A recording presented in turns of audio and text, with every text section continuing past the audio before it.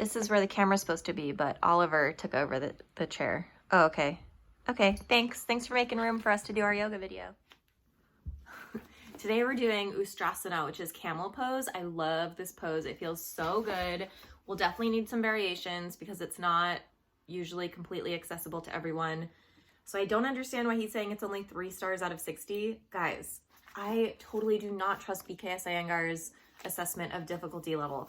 I think that difficulty level is just so personal based on your body shape, your experience level, what else you do with your time. There are so many different factors that are going to determine whether or not you find a pose easy.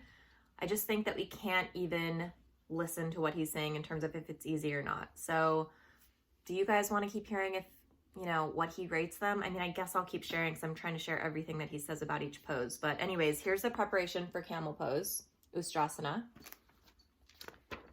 And here's the full pose. Kind of looks like a square in this photo. Don't normally think of it that way, but all right, let's see. Technique. He just says Ustra means camel. That's all the explanation about the name and everything.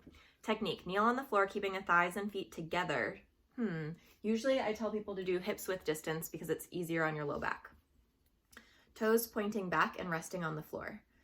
Also, if this is not quite accessible for you, you can tuck your toes under. It's going to lift your heels up higher so that you have less of a distance to reach back with your hands.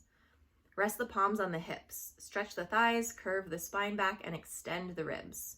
Exhale, place the right palm over the right heel and the left palm over the left heel. If possible, place the palms on the soles of the feet. If that's not possible, place the hands on the heels. I'm adding that. Press the feet with the palms, throw the head back. Again, let's not throw the head back. Let's just gently lift the chin. Throw the head back and push the spine towards the thighs, which should be kept perpendicular to the floor. Push the spine towards the thighs. Push the spine towards the thighs. What does that mean to you guys? I'm not sure how to interpret that. Contract the buttocks and stretch the dorsal and the coccyx regions of the spine still further, keeping the neck stretched back. So maybe he means pressing the coccyx forward, which is sort of towards the thighs. Let me know what you think about that, how you interpret that. Remain in this position for about half a minute with normal breathing. Release the hands one by one and rest them on the hips, so go back the same way you came in. Then sit on the floor and relax. Effects. People with drooping shoulders and hunched backs will benefit by this asana. The whole spine is stretched back and is toned. This pose can be tried conveniently by the elderly and even by persons with spinal injury. Interesting. I have to learn more about the spine to know what I think about that, but it's interesting he says that because I wouldn't say this is the most accessible pose. And in fact, I would say grab your block if you have a block, if you're not familiar with this pose already, and let's try it out. Okay, so according to him, you have your toes untucked and your ankles together and your knees together, so your feet totally together. This is really different than how even I normally practice it. I do hips distance apart. Let's just try it the way he says first. The block is because if you can't reach your feet, you put the block ideally too outside the feet or right inside the feet, and you place your hand on the block instead of on the palms if you can't reach. So that's just a little tip. So first we press on the hips. I think he had his hands pointed up in the photo. So rib cage up and open, shoulders rolling back, throwing the head back as he says, or as I say, lift the chin. And then with the exhale, put one hand down and the other hand down, pressing the hips forward.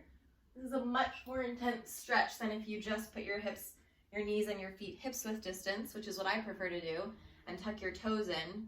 So if that was pinching your low back to do it exactly how he said to do it this way. Just open your feet and knees hips width distance, tuck your toes under for more height, and then you can reach down and reach to the heels. You have a lot more space here. This feels really good on the shoulders to me, but it might feel like a lot. So if it's too much to throw your head back, just stay looking forward, playing around here. And like I said before, you can put blocks. So I just have one here, but you'd ideally have 2, one for each foot. You can go inside or outside, and you can just put your hand on the blocks if you can't quite reach your heels. And then he says to just come out by sitting down and resting.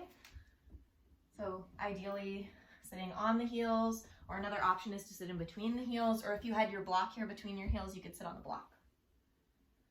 So that's Ustrasana, Camel Pose. Try it out. Let me know what you think.